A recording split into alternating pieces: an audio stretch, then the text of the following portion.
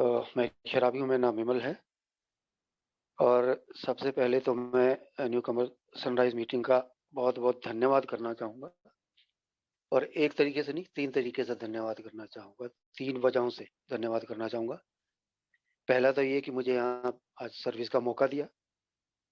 दूसरी चीज़ कि living sober को पढ़ने का जो एक सिलसिला शुरू किया है, उसके लिए मैं धन्यवाद भी करना चाहूँगा और मुबारक भी देना चाहूँगा, क्योंकि ये किताब की इम्पोर्टेंस जो है आमतौर पर समझी नहीं जाती है। लेकिन ये किताब कितनी इम्पोर्टेंट है, ये हम जैसे-जैसे आगे बढ़ेंगे समझ में आएगा। और तीसरी वजह जो धन्यवाद करने की है, वो ये है कि इस सर्विस की वजह से मेरी लिविंग सोबर किताब जो काफ़ी टाइम से अंदर पड़ी हुई थी, वो अब बाहर निकली है। तो बहुत ज़्यादा धन्यवाद है, थैंक यू वेरी मच। और अब शुरू करते हैं कि किताब लिविंग सोबर, जिसको हिंदी में कहा गया है संयमित जीना। ये किताब जो मैं अभी भी कह रहा था कि काफ़ी इग्नोर की जाती है। हमें शुरुआत में ही बताया जाता है कि बिग बुक है और 12 एंड 12 है, उसको पढ़ो, सारा प्रोग्राम उसमें है, बिग बुक से प्रोग्राम है।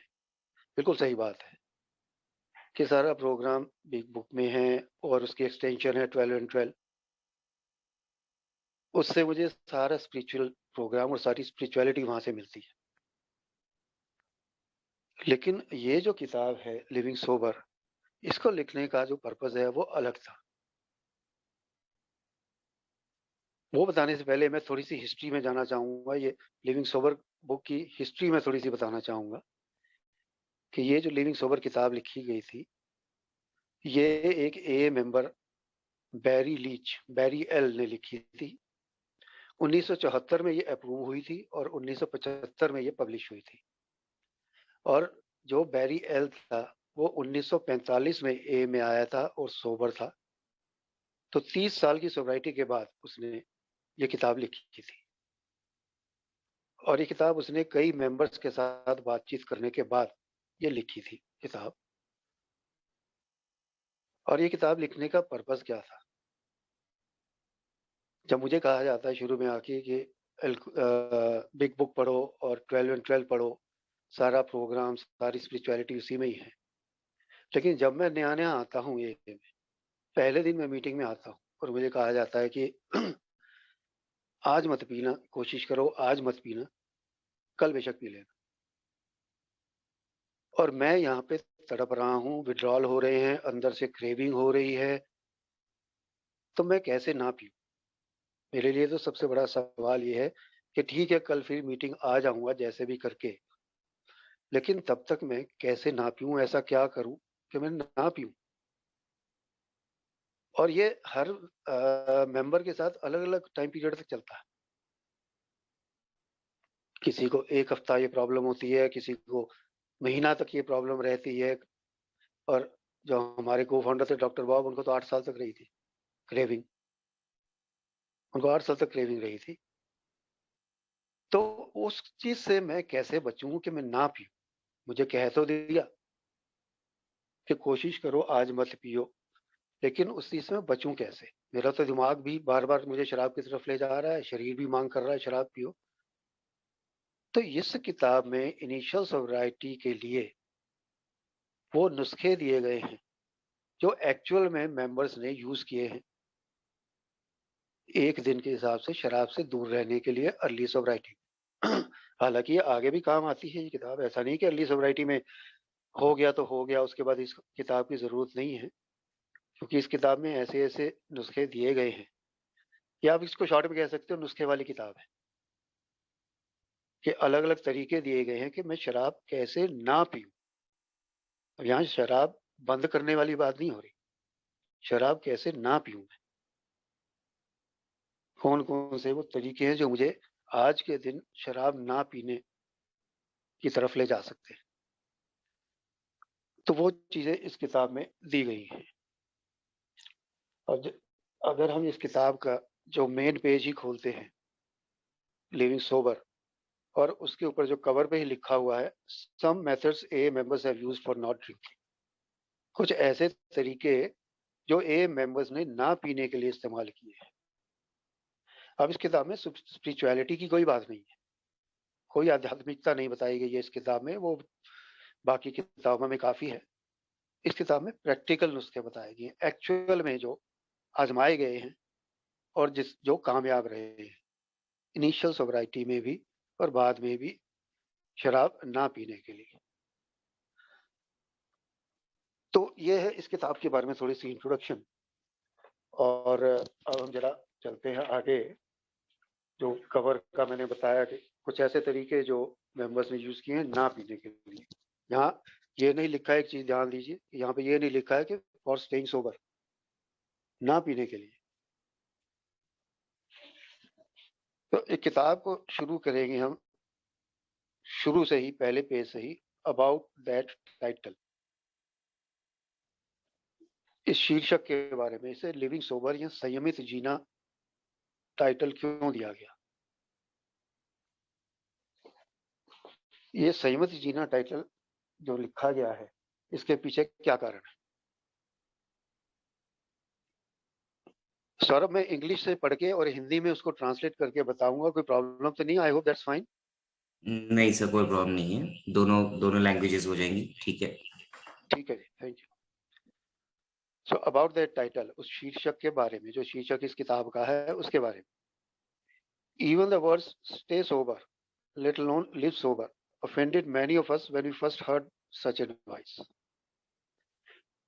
जब मुझे कोई ये बोलता था कि सोबर रहो, स्टे सोबर, सोबर रहो, संयमित रहो,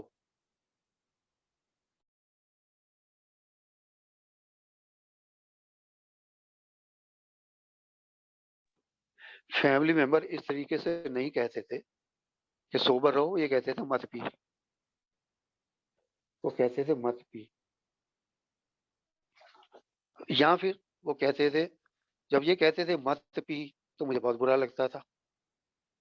और अगर कोई कहता था कि शराब छोड़ दे, लिव सोबर, सोबर ही रहो, संयमित रहो, मत पियो, तो और बहुत बुरा लगता था कि भाई मैं शराब पी रहा हूँ तो दिक्कत क्या है, मैं शराब पी रहा हूँ तो दिक्कत क्या है। वो और भी बुरा लगता था। ऑफेंडेड मैनी ऑफ अस, तो हम में से कईयों को बहुत बुरा लगता था कि मत पी, सोबर रहे, छोड़ दे, बहुत बुरा लगता था। गुस्सा चढ़ता था, खुंदक आती थी, रिजेंटमेंट होती थी, सब कुछ होता था। Although we had done a lot of drinking, many of us never felt drunk and were sure we almost never appeared to sound drunk. हम में से कईयों ने बहुत पी है और बहुत पीते भी थे। मैं अपनी बात करूं तो मैं भी 24 आवर ड्रिंकर था लास्ट में, तो काफी पी है, लेकिन नशे में महसूस नहीं किया। और नशे में क्यों नहीं महसूस किया भाई? लास्ट में तो चढ़नी बंद हो गई थी, लास्ट में तो चढ़नी बंद हो गई थी, चढ़ती नहीं थी। इसलिए एक मिनट, मुझे एक सेकंड देना।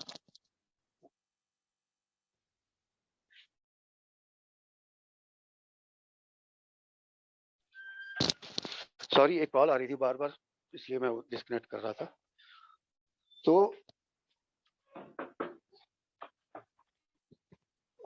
होता क्या था, बहुत पीते थे लेकिन लास्ट में चढ़नी बंद हो गई थी। और उससे पहले भी जब शुरुआत में पी थी, कभी नशे में महसूस नहीं करते थे। And we were sure we almost never appeared or sounded drunk. और मजे की बात तो यही है ना कि ये भी पक्का था हमारे मन में कि कभी भी हम नशे में दिखे नहीं। और ये तो शराबी की सबसे बड़ी गलत फहमी है ना कि मैं कभी नशे में दिखता ही नहीं हूँ। कोई पूछ भी ले तो मैंने नहीं पी, तो वही चीज वो कह रहा है कि and was sure we almost never appeared or sounded drunk. Appeared यानी कि दिखे नहीं कभी नशे में, साउंडेड कि कभी हमारी बात करने के तरीके से नहीं पता चला कि हम नशे में हैं। अब ये भूमिका तैयार की जा रही है यहाँ पे कि इस किताब का टाइटल क्यों रखा गया, संयमित जीना। तो ना तो कभी हम नशे में दिखे और ना कभी हमारी बातचीत से पता चला कि हम नशे में हैं। Many of us never staggered, fell or got sick dance.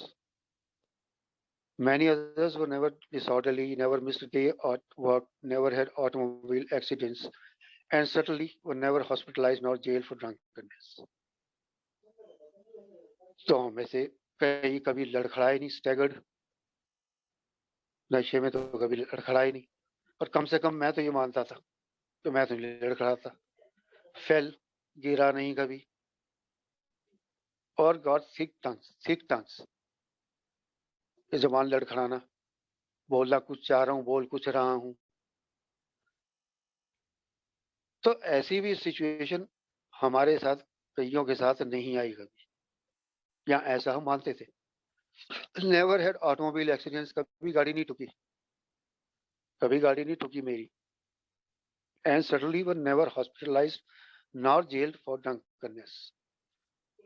तो काफी लोगों को, कई लोगों को हॉस्पिटल भी नहीं जाना पड़ा, ना जेल जाना पड़ा दारू पी के गाड़ी वाड़ी चलाते हुए पकड़े जाने पर, या किसी भी तरीके से हंगामा करने पर, दारू पी के बाहर आस पड़ोस में हंगामा किया हो, तो ऐसे किसी वजह से जेल नहीं जाना पड़ा, अस्पताल नहीं जाना पड़ा।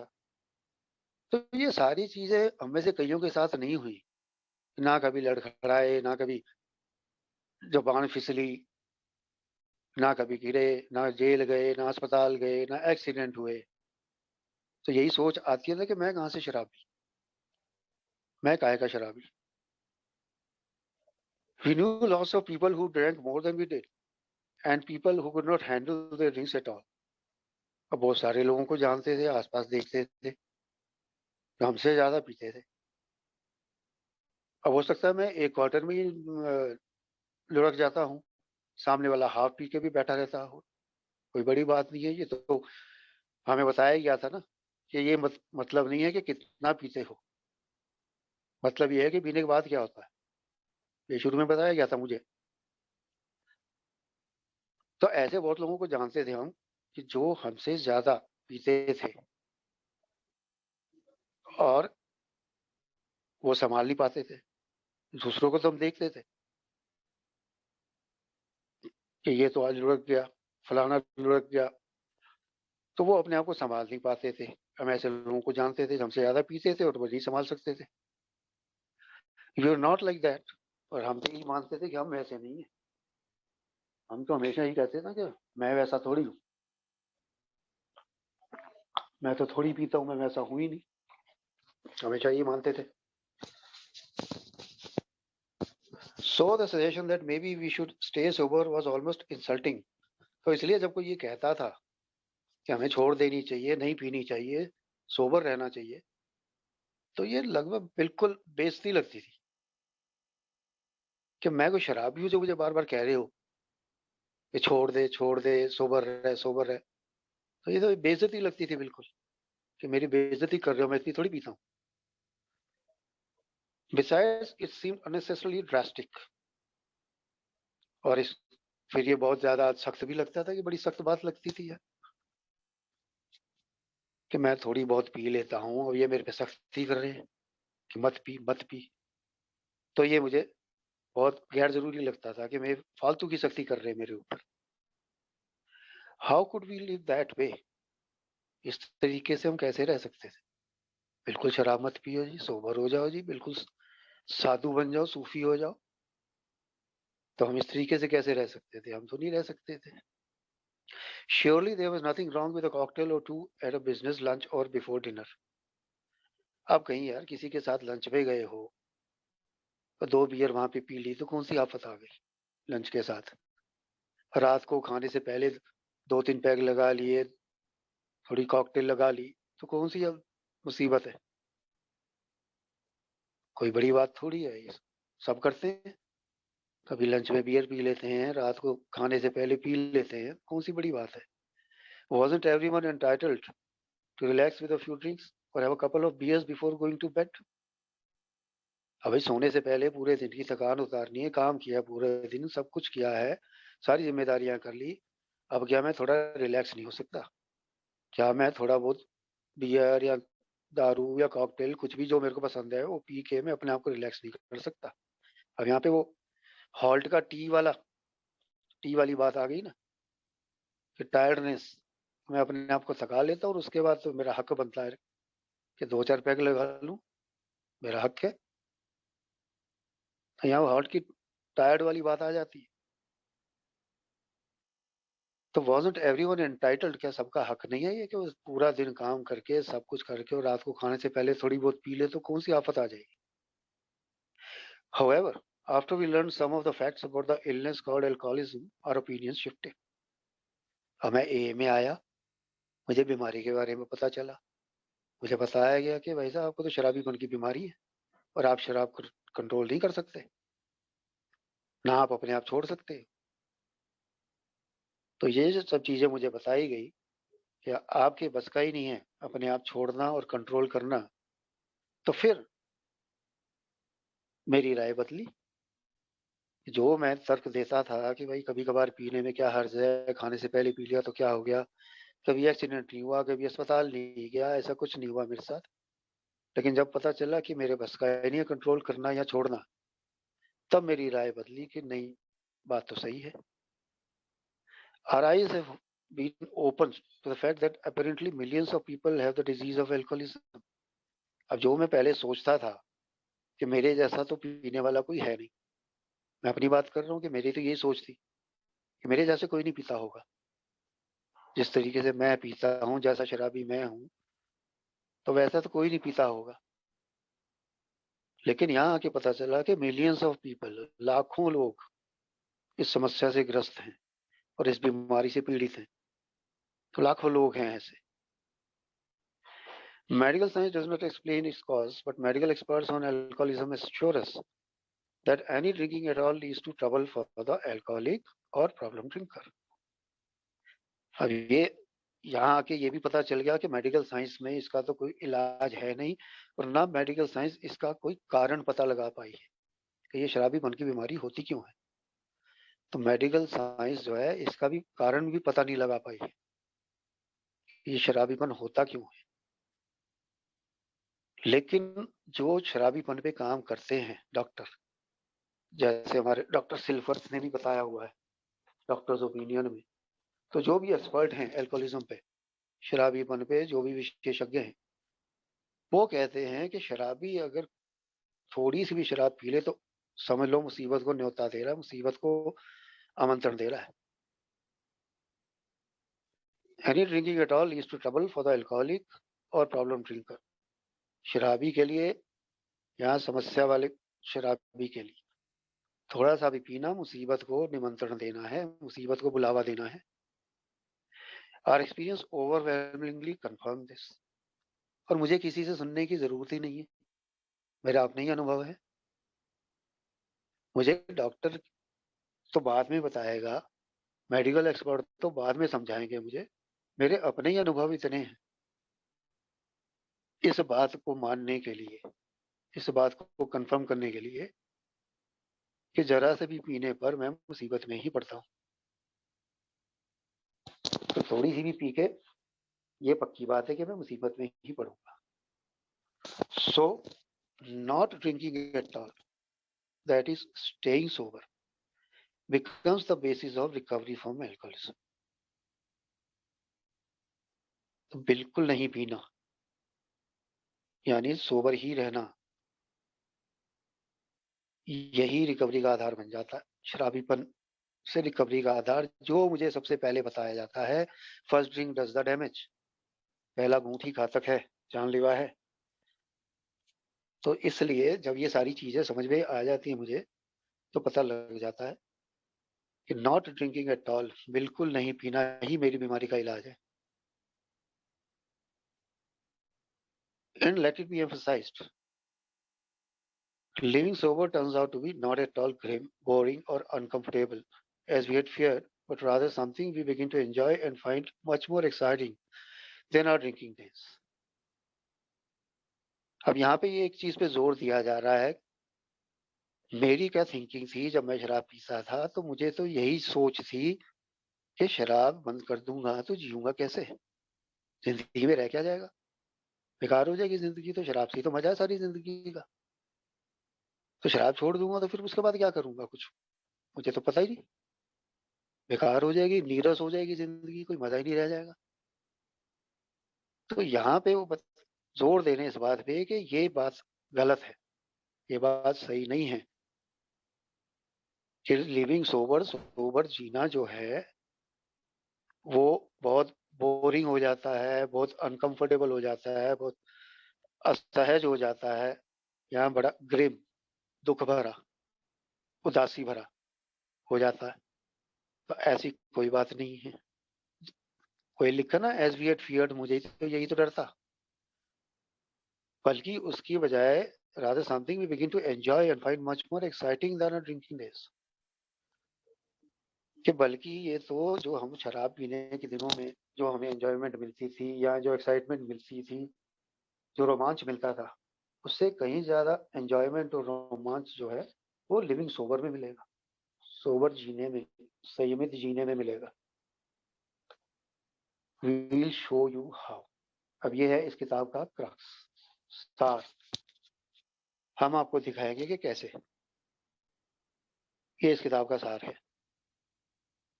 कि ये सोबर जीना जो है, संयमित जीना, इसलिए इस किताब का नाम लिखा गया है क्योंकि ये किताब दिखाएगी हमें कि संयमित जीना कैसे मजेदार हो सकता है, एंजॉयबल हो सकता है, बल्कि वो उदासी भरा, दुख भरा नहीं हो सकता, बोरिंग नहीं हो सकता।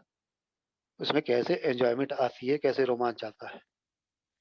तो ये इस किताब में बताया जाएगा हमें, और इसीलिए इस किताब का नाम जो रखा गया है संयमित जीना, कि सोबर कैसे जीऊं मैं सोबर किस तरीके से जीऊं, सोबराइटी का मजा कैसे लूं। तो ये इस किताब में मुझे बताया जाएगा। अब हम आगे चलते हैं। इसके लिविंग सोबर कंटेंट्स दिए गए हैं, उसके बाद में सम क्वेश्चंस दिए गए हैं, लेकिन ये क्वेश्चंस आगे आएंगे, इसलिए हम इसको अभी नहीं पढ़ेंगे। आगे ये क्वेश्चंस आएंगे तो इनके आंसर भी हमें मिलेंगे। अभी हम सीधा चलते हैं अगले पेज पे, व्हाई नॉट ड्रिंकिंग। अब ये व्हाई नॉट ड्रिंकिंग, अब नॉट ड्रिंकिंग जो है ये इन्वर्टेड कोमास में है। क्यों नहीं पीना? नॉट ड्रिंकिंग का क्या मतलब है? We members of Alcoholics Anonymous see the answer to that question when we look honestly at our own past lives. सीधी सी बात है, जब अपने अतीत में देखते हैं, अपने शराबीपन को देखते हैं, पीते हुए जीवन को देखते हैं, जब हम पीते थे, तो इस बात का जवाब मिलना कोई मुश्किल नहीं है हमारे लिए। We members of Alcoholics Anonymous see the answer to that question when we look honestly at our own past lives.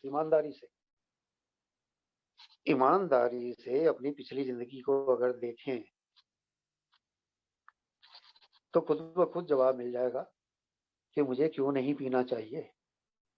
जो तबाहियां, जो हंगामे, जो विनाश मैं करके आया हूं, उसका जवाब मुझे अपने आप मिल जाता कि मुझे क्यों नहीं पीना चाहिए। बट यहाँ पे कीवर्ड है ऑनेस्टली। ऑनेस्टली अपनी पिछली जिंदगी को देखना ईमानदारी से, तो सब सामने आ जाएगा।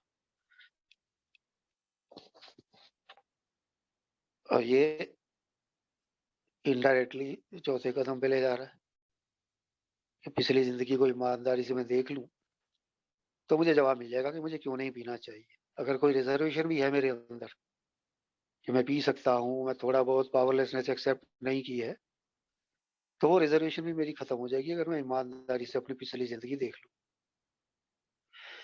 Our experience clearly proves that any drinking at all leads to serious trouble for the alcoholic or problem drinker.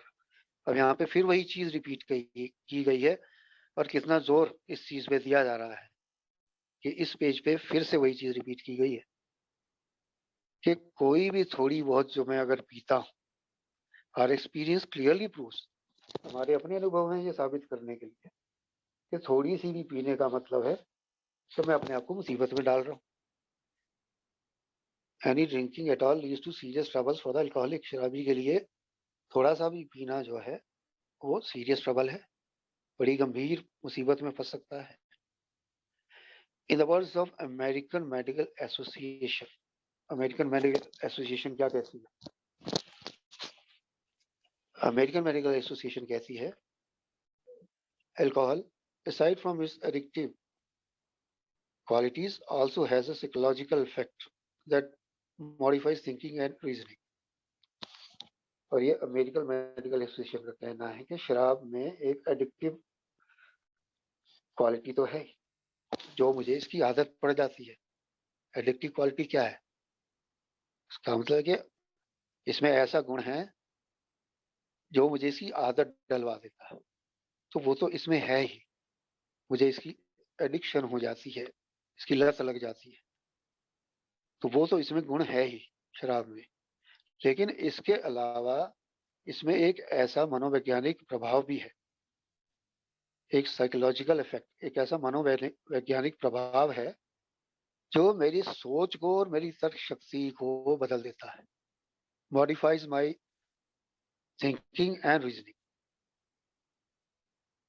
और यही मैं अपने एक्सपीरियंस को देखूं तो क्लियरली सामने आ जाता है कि पीते ही मेरी पर्सनैलिटी कैसे बदल जाती है, कैसे मैं एकदम से क्या से क्या बन जाता था। कई बार इंसान से राक्षस बन जाता था, कई बार मैं एक डरपोक आदमी से एक शेर बन जाता था। तो मेरी सोच में बदलाव आ जाता था। और तर्क शक्ति तो फिर शराब पी के तो बहस जितनी मर्जी करवा लो। रीजनिंग, सोचने समझने, विवेक बुद्धि, यहाँ पे रीजनिंग को मैं विवेक बुद्धि कहूंगा। तो विवेक खत्म हो गया, सोच बदल गई। ये गुण भी है शराब में, मेरी सोच बदल देगी, मेरा विवेक खत्म कर देगी। One drink can change the thinking of an alcoholic so that he feels he can tolerate another and then another and another. अब यहाँ पे ये फिनोमिना ऑफ क्रेविंग की बात आ गई जो डॉक्टर सिल्कवर्थ ने भी हमें बताई है कि एक ड्रिंक अंदर जाता है तो शराबी की सोच में बदलाव आ जाता है। एक ड्रिंक अंदर गया तो शराबी की सोच बदल जाती है कि मैं एक और ले सकता हूँ, फिर एक और ले सकता हूँ, फिर एक और ले सकता हूँ। ये बिल्कुल मुझे अपना आईना दिख रहा है कि जब मैं पीता था तो यही सोच होती थी मेरी। अच्छा, क्वार्टर पी लिया, अभी एक क्वार्टर और पी सकता हूँ, 3 पैग और लगा सकता हूँ, 4 हो गए, चल एक और ले लेता हूँ, अभी तो नशा नहीं हुआ। खुद को ही नहीं पता होता था कि मैं कितनी पी चुका हूँ, कितना नशा हो गया। तो ये सोच बदल जाती है एकदम से। जो हम अक्सर कमरों में भी सुनते हैं कि 2 पैग की सोच के बैठा था और पता नहीं कितनी पी गया। तो यहाँ मेरी सोच बदल जाती है कि एक ले लिया, अच्छा चलो एक और ले सकता हूँ, टॉलरेट कर सकता हूँ, बर्दाश्त कर सकता हूँ, एक और बर्दाश्त कर सकता हूँ। और पता नहीं कब तक यही सोचते सोचते पीता जाता हूँ कि और बर्दाश्त कर सकता हूँ। The alcoholic can learn to completely control his disease, but the affliction can be cured so that he can return. Affliction cannot be cured so that he can return to alcohol without adverse consequences. कि किसी तरीके से वो इस बीमारी को तो नियंत्रित कर सकता है। शराबी किसी न किसी तरीके से इस बीमारी को नियंत्रित करना सीख सकता है, लेकिन एफ्लिक्शन जो मुझ पे असर पड़ चुका है, जो मेरे अंदर मेरी बॉडी और माइंड में जो असर पड़ चुका है, उसको मैं नहीं पलट सकता, उसका इलाज नहीं है। और इसलिए मैं कभी भी वापस बिना किसी दुष्परिणाम के शराब नहीं पी सकता। Can not return to alcohol without adverse consequences. बिना दुष्परिणामों के, बिना विपरीत नतीजों के मैं वापस शराब की तरफ नहीं जा सकता। मेरे शरीर में वो बदलाव हो चुके हैं, नियंत्रित तो मैं कर सकता हूँ। तो यही जो हमारा एम है, जो हम बताते हैं कि it can be controlled one day at A time, लेकिन इसका कोई परमानेंट इलाज नहीं है। वही चीज अमेरिकन मेडिकल एसोसिएशन कह रही है कि वो अपनी बीमारी को तो नियंत्रित कर सकता है शराबी, लेकिन वापस शराब की तरफ बिना दुष्परिणाम के नहीं जा सकता, उसका कोई इलाज नहीं है। And we repeat, somewhat to our surprise, staying sober turns out not to be grim, wet blanket experience we had expected. फिर से वही बात दोहरा रहे हैं कि सोबर रहना जो है, सोबर जीना, वो उस तरह का उदासी भरा, दुख भरा एक्सपीरियंस नहीं है जो हमें लगता था। जो मैंने अभी अपनी बात कही कि मुझे शराब पीते हुए यही लगता था कि बहुत बेकार हो जाएगी जिंदगी, लेकिन ऐसा नहीं है। फिर से जोर दे के कहा जा रहा है, while we were drinking a life without alcohol seemed like no life at all। तो पीते हुए तो ये लगता था कि बिना शराब के तो कोई जिंदगी नहीं है, नो लाइफ एट ऑल, बिना शराब के कोई जिंदगी ही नहीं है, पीते हुए ये लगता था।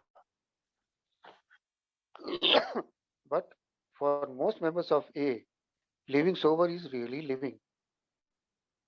और यहाँ पे रियली को आइटैलिक्स में दिया गया है, अ चॉइस एक्सपीरियंस। तो न्यू कमर्स के लिए ये जानना जरूरी है, ये मानना भी जरूरी है कि ए के ज्यादातर मेंबर्स, जैसा कि हम मीटिंगों में देखते हैं, आइडेंटिफिकेशन में मिलती है, ए के ज्यादातर मेंबर्स के लिए लिविंग सोबर असली जिंदगी है, असली जीना है। सोबर रहकर जीना ही असली जीना है ये मेंबर्स के लिए। अ जॉयस एक्सपीरियंस, आनंद भरा अनुभव। यानी कि यहाँ पे कहने का मतलब ये है कि जो ए की जिंदगी हम जीते हैं, वैसी जिंदगी पाने की कल्पना जो है ना, वो आम लोग भी नहीं कर सकते जो ए में आके हमें जिंदगी मिलती है। तो मेरे मन में जो डर था ए में आने से पहले कि शराब छोड़ दूंगा, कैसे चलेगी जिंदगी, क्या होगा क्या नहीं होगा, लेकिन आज मैं खुद देखता हूँ कि कितनी आनंद भरी जिंदगी है, कितना मजा है जिंदगी में। ए का जीवन जो है, living sober and enjoying life. तो ये चीज बताई जा रही है, we much prefer it to the troubles we had with drinking. तो पीते समय जो हमारी समस्याएं, पीने के साथ जो समस्याएं हमें आती थी, पीते टाइम जो प्रॉब्लम्स हमें आती थी, उसका कहना है कि उसकी बजाय हम इसको पसंद करेंगे, इस ए के जीवन को, इस लिविंग सोबर को पसंद करेंगे, इस संयमित जीने को पसंद करेंगे। One more note, anyone can get sober. अब ये बड़े ध्यान देने वाली चीज है। एक चीज और वो कह रहे हैं, एनीवन कैन गेट सोबर, कोई भी सोबर हो सकता है, कोई बड़ी बात नहीं है। सोबर कोई भी हो सकता है, कोई बड़ी बात नहीं है। We have all done it lots of times. हम सब ने कई बार किया है, ये बहुत बार किया। 15 दिन के लिए, 1 महीने के लिए, 1 हफ्ते के लिए, 2 महीने के लिए, 6 महीने के लिए, बहुत बार किया है। The trick is to stay and to live sober. असली जो ट्रिक है वो तो सोबर रहने और सोबर जीने के में है। असली मतलब जो है वो तो सोबर रहने और सोबर जीने में है, संयमित रहने और संयमित जीने में।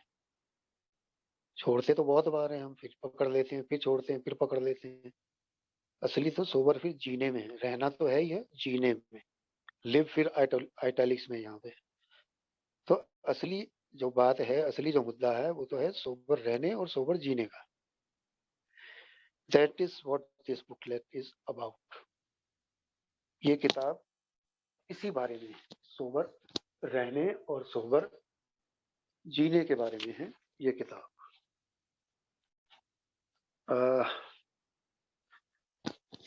सौरभ, अभी तो टाइम है, ले सकते हैं थोड़ा सा और? जैसे आपको ठीक लगे, 15 मिनट है। हाँ, 15 मिनट तो हैं, पर मैं क्या एक दिन में ज्यादा, बहुत ज्यादा भी ना हो जाए, थोड़ा थोड़ा करके आगे बढ़े। चलिए, जैसे आप फर्स्ट चैप्टर का थोड़ा सा शुरू करते हैं, फिर थोड़ा सा लेके इसके 2-3 पैरे लेके खत्म कर देंगे। तो इसका पहला चैप्टर है यूजिंग दिस बुकलेट। सबसे पहले तो मुझे ये बताया जा रहा है कि इस किताब का इस्तेमाल कैसे करना है। इस किताब को इस्तेमाल कैसे करना है। This booklet does not offer a plan for recovery from alcoholism. वो बिग बुक में दिया गया है कि इस किताब में शराबीपन से रिकवरी के बारे में कोई प्लान नहीं दिया गया है, कुछ बताया नहीं गया है कि शराबीपन से रिकवर कैसे होना है। This is not a recovery programme और this is not a recovery book. The Alcoholics Anonymous steps that summarize its program of recovery are set forth in detail in the book Alcoholics Anonymous and the 12 Steps in Pale Tradition। तो जो भी programme of recovery है वो alcoholics anonymous यानी big book और 12 कदम और 12 परंपराएं में विस्तार से बताया गया है. Those steps are not interpreted here, nor are the processes they cover discussed in this booklet. तो वो सारे कदम यहाँ पर नहीं बताए गए हैं, ना ही जो भी प्रक्रियाएं वहां पे बताई गई हैं उसके बारे में इस किताब में कोई चर्चा की गई है. ये किताब उन दोनों किताबों से बिल्कुल अलग है. ये अपने आप में एक इंडिपेंडेंट बुक है. Here we tell only some methods we have used for living without drinking. अब ये किताब जो है ये बेसिकली शराब ना पीने के लिए है. शराबीपन से रोग मुक्ति एक अलग चीज है और शराब ना पीना एक अलग चीज है. तो ये किताब मुझे क्या बता रही है? We tell only some methods we have used for living without drinking. पिए बिना रहने के लिए कुछ उपाय जो हमने इस्तेमाल किए हैं, कुछ तरीके जो हमने इस्तेमाल किए हैं, उसके बारे में हम इस किताब में बता रहे हैं. तो ये फर्क समझना बड़ा जरूरी है कि शराबीपन से रोग मुक्ति रिकवरी एक अलग चीज है जो बिग बुक और 12 बता रहे हैं. यहाँ पे मुझे वो तरीके बताए जा रहे हैं जिससे मैं शराब ना पीऊं.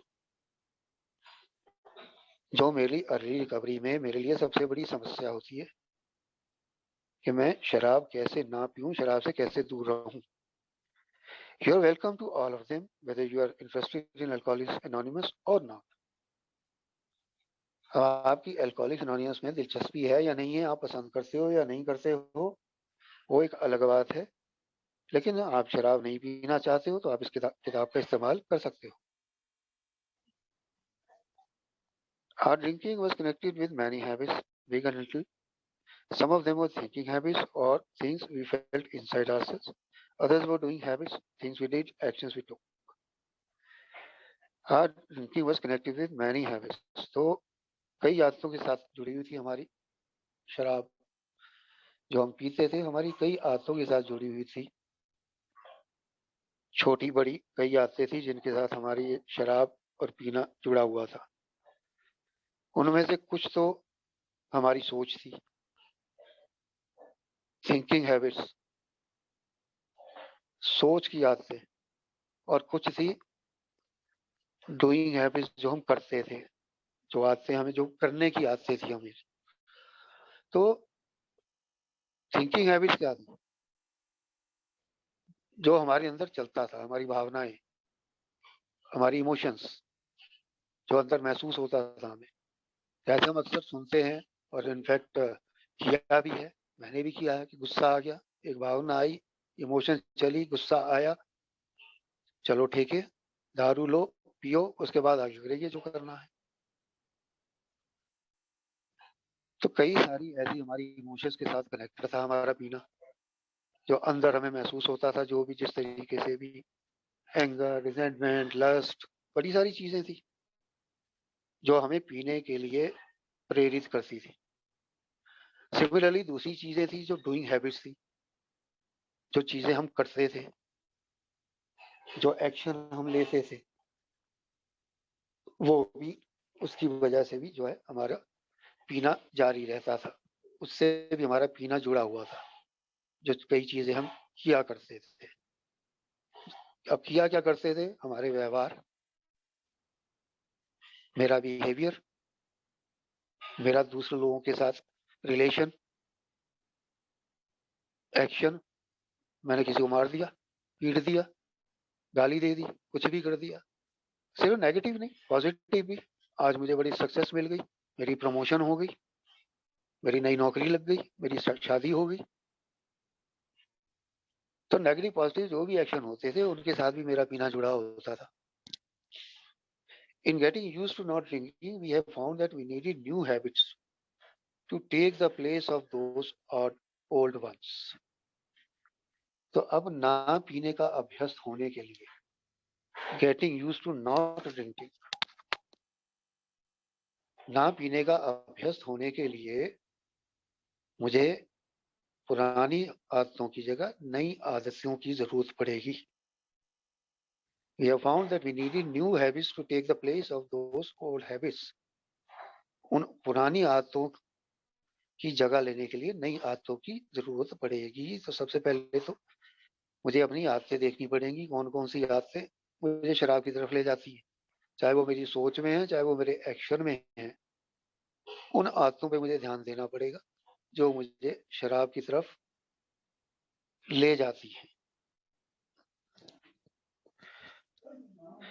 For example, instead of taking that next drink, the one in your hand or the one you have been planning on, can you just postpone it until you read to the bottom of page 6? तब उदाहरण के लिए पुरानी आदत को नई आदत कैसे बनाना है, मतलब पुरानी आदत के बदले नई आदत कैसे लेनी है। एक उदाहरण दिया गया है कि मान लो आपके हाथ में भी गिलास है, अभी आप पी रहे हो, आपके हाथ में गिलास है, यहाँ आप पीने की प्लानिंग कर रहे हो। दोनों में से कोई भी चीज हो सकती है। अब ये थिंकिंग और एक्शन दोनों आ गए इसमें। यहाँ तो मैं पीने की प्लानिंग कर रहा हूँ, यहाँ मेरे हाथ में गिलास है।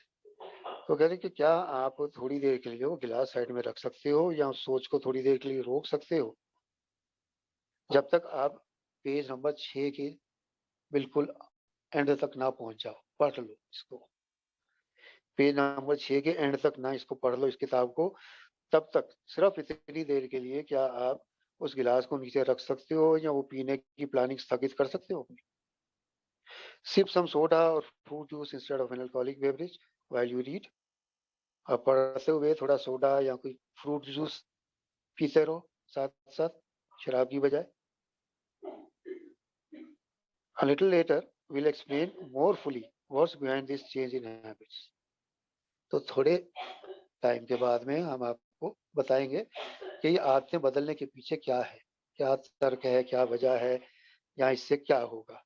ये थोड़ा बाद में बताएंगे। जब पेज 6 तक उन्होंने बोला है तो 6 तक जाने के बाद हमें ये सब चीजें पता चलेगी। लेकिन फिलहाल के लिए उन्होंने एक उदाहरण दिया है कि आप अपना जो भी थॉट या एक्शन में जो शराब चल रही है उसको थोड़ी देर के लिए आप पोस्टपोन कर लो, जब तक आप छठे पेज तक नहीं पहुंचते हो, और उसकी जगह आप सोडा या कोई फ्रूट जूस पीना शुरू कर लो और साथ साथ पढ़ते रहो। तो आज हम इसको यहीं रोकते हैं, क्योंकि आगे फिर हम पढ़ेंगे ये नई हैबिट्स के बारे में थोड़ा थोड़ा। और आज के लिए बेटा काफी हो गया है, टाइम भी थोड़ा सा बचा है। तो Saurabh, thank you very much. आज यहीं पे रुकते हैं।